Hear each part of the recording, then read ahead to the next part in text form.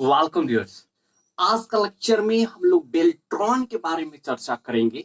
जो बेल्ट्रॉन में धांधली चल रही है उसके बारे में हम लोग चर्चा करेंगे। माय डियर, बेल्ट्रॉन में सबमिट को लेकर और वर्ड को हाईलाइट जो हो रहा है वो विद्यार्थियों के लिए एक सरदर्द बना हुआ है।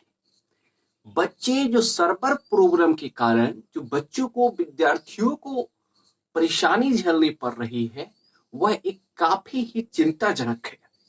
विद्यार्थी जो 1000 रुपए सबमिट करके हजारों रुपए लगाकर फॉर्म को भरते हैं, सरकार जो 1000 रुपए लेती है फॉर्म को भरवाने के लिए, उसके बाद भी अगर विद्यार्थी को एग्जाम देने में दिक्कत हो रही है तो एक चिंताजनक विषय है।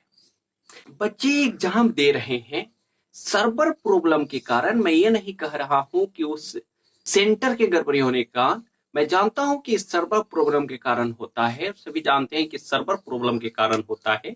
सर्वर प्रॉब्लम के कारण बच्चे जो टाइपिंग कर रहे हैं वो वर्ड जो है जब टाइपिंग कर ले रहे हैं तो वर्ड बाद में हाईलाइट हो रहा है, जिसके कारण बच्चों को टाइप करने में परेशानी हो रही है। और इसी की वजह से इस किसी एक सेंटर की बात नहीं है, काफी सेंटर की बात है।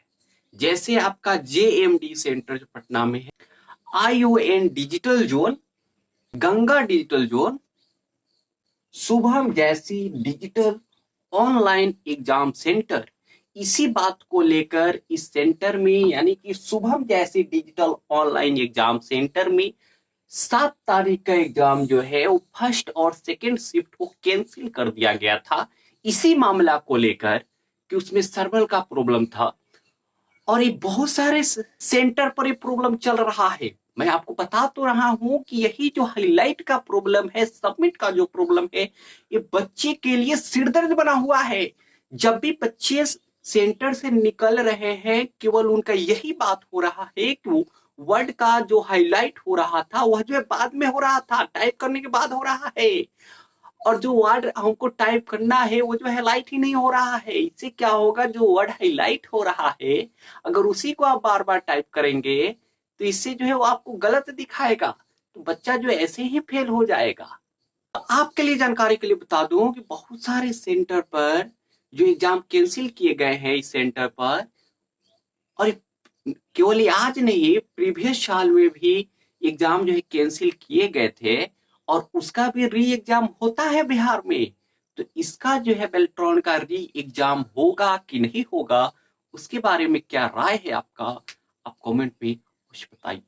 मेरे अनुसार तो एग्जाम होगा ही और होना ही चाहिए। अगर ये नहीं होता है तो इससे बहुत सारे विद्यार्थियों का नुकसान है। समस्या चाहे जिसकी भी हो, सेंटर वाले की हो, सर्वर की हो, लेकिन इसमें विद्यार्थी का जो है घाटा हो रहा है। जिन बच्चे का टाइपिंग स्पीड बहुत ही अच्छा है, जो 40-45 की स्पीड मारते हैं, उनका भी स्पीड जो है इस प्रॉब्लम के कारण बहुत कम हो जा रहा है। चाहे गलती जिसकी भी हो, सरकार की हो, सेंटर वाले की हो, सर्वर की हो, उसका भुगतान जो है विद्यार्थियों को नहीं करना होगा। या तो री एग्जाम होना ही होगा, नहीं तो आज के बाद सर्वर को सुधारना ही होगा। और जिनका भी आज तक एग्जाम खराब गया है उनका री एग्जाम होना ही और करवाना ही होगा। इसके लिए हम सभी जो है एकजुट रहेंगे और इसका आंदोलन करेंगे। आपका क्या कहना है कमेंट में अवश्य बताएं।